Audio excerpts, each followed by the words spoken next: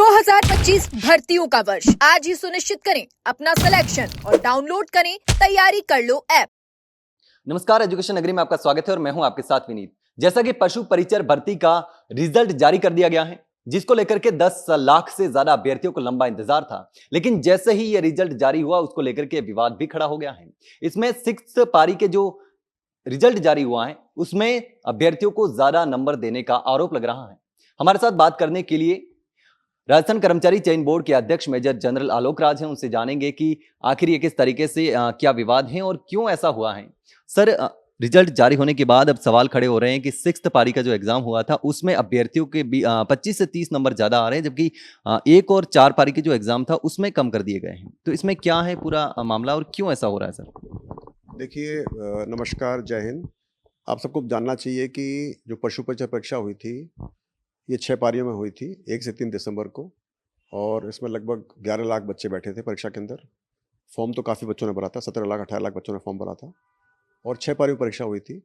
और ये जानना बहुत ज़रूरी है कि जब हम परीक्षा कराते हैं तो मेरे से पहले जब परीक्षा होती थी तो जो पारियाँ होती थी वो बच्चे के नाम का किस नाम से शुरू हो रहा है उसके आधार पर डिसाइड होता था। मान लीजिए आपका नाम ए से है, बी से है, तो आपको पहली पारी मिलेगी। आपका नाम जेड है, वाई से शुरू है, तो आपको लास्ट पारी मिलेगी। ऐसे होता था।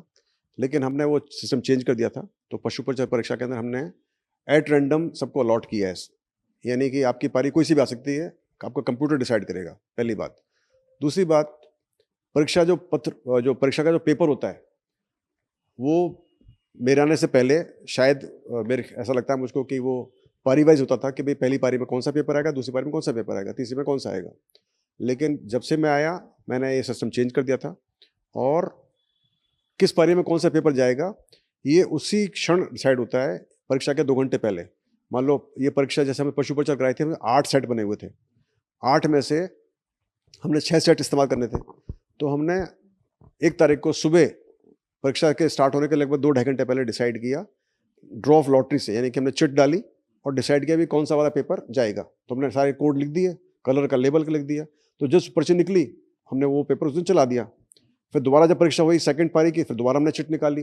तो यानी कि कौन सा पेपर किसके हिस्से में जाएगा पता नहीं होता। और ये भी एक मानवीय मतलब एक ह्यूमनली इम्पॉसिबल बात है कि आप सारे 6 के 6 पेपर बिल्कुल प्रतिबिंब, जैसे होता है ना दर्पण का प्रतिबिंब, वैसे बना दो, नहीं बन सकते। एक ह्यूमन टेंडेंसी होती है कि थोड़ा बहुत बदलाव रह जाता है। ये मैथ्स नहीं है, खाली साइंस मैथ्स नहीं है, इसमें आर्ट्स भी है, कई सारी चीज़ें हैं जहाँ पर कि ये पॉसिबल नहीं है कि वो सारे क्वेश्चन एक से हो जाएं। तो वो भी संभव नहीं है, यानी कि कुछ ना कुछ फ़र्क तो हर पेपर में रहेगा ही रहेगा।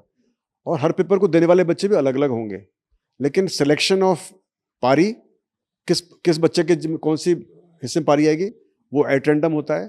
किस पारी में कौन सा पेपर जाएगा वो एट रैंडम होता है। और श्योरली कुछ ना कुछ फ़र्क पेपर में रह जाता है। तो यानी कहने का मतलब है किसी पारी में पेपर टफ आएगा, किसी पारी में ईजी आएगा।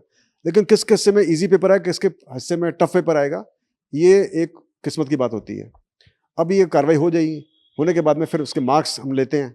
मार्क्स लेने के बाद उनको हम कंपेयर करते हैं, उनका मीन, मीडियन, उसकी फ्रिक्वेंसी, स्टैंडर्ड डेविएशन निकाल के, ये पूरी एक स्टैटिस्टिकल प्रक्रिया होती है, सांख्यिकी प्रक्रिया होती है जो एक्सपर्ट के द्वारा की जाती है। और फिर डिसाइड किया जाता है कि किस पारी का पेपर आसान था, किसका डिफिकल्ट था। कैसे पता लगता है? हम उस पारी का उसका मीन निकालते हैं, एवरेज निकालते हैं और उसमें स्टैंडर्ड डेविएशन निकालते हैं। उसके आधार पर पता पड़ता है कि किस पारी का पेपर आसान था, किसका डिफिकल्ट। जिसका पेपर का पारी का पेपर आसान होगा वहाँ पर एवरेज ज़्यादा आएगा, औसत ज़्यादा आएगा। जहाँ पर पारी का पेपर ईजी होगा वहाँ पर ईजी होगा वहाँ पर ज़्यादा औसत आएगा, जहाँ पर टफ होगा वहाँ कम आएगा। उसके बाद में फिर एक स्टैटिस्टिकल प्रक्रिया है, एक फॉर्मूला है जिसका हम भी इस्तेमाल करते हैं, आरपीएससी भी इस्तेमाल करता है, एसएससी भी करता है, और यूपीएससी, जो भी अलग अलग एजेंसीज हैं जो कि वेल नोन एजेंसीज हैं कंट्री की, वो करती हैं। और इस फार्मूले को कोर्ट के अंदर भी चैलेंज किया गया है, वहाँ पर भी ये कोर्ट फार्मूला सही पाया गया। इस कोर्ट को शायद सुप्रीम कोर्ट के अंदर भी इसको चैलेंज किया गया, वहाँ पर भी इसको सही पाया गया।